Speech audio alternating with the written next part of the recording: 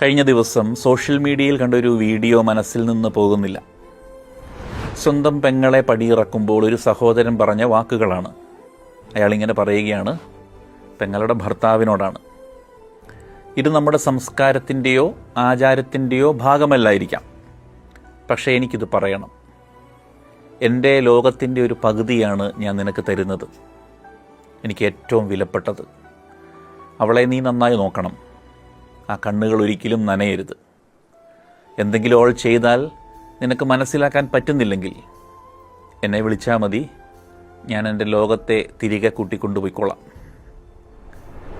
വിവാഹം കഴിഞ്ഞു പോകുന്ന പെൺകുട്ടികൾക്ക് തിരികെ വരാൻ എനിക്കൊരിടമുണ്ട് എന്ന ഈ ഒരൊറ്റ ധൈര്യം കൂടപ്പിറപ്പുകൾ നൽകിയിരുന്നെങ്കിൽ ഇന്ന് പല ജീവിതങ്ങളും സങ്കടങ്ങൾ സഹിക്കാനാവാതെ ഇവിടെ ഒതുങ്ങിപ്പോകില്ലായിരുന്നു.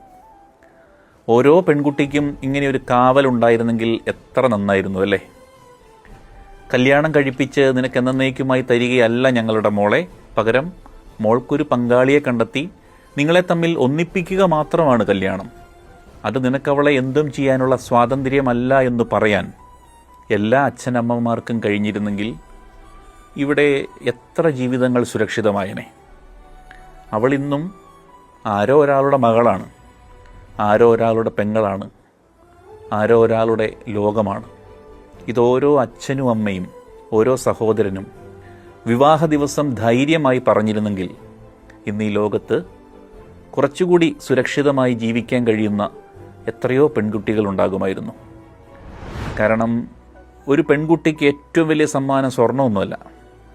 എന്തു സംഭവിച്ചാലും തിരികെ വരാൻ എനിക്കൊരു വീടുണ്ട് എന്ന ഉറപ്പാണ്.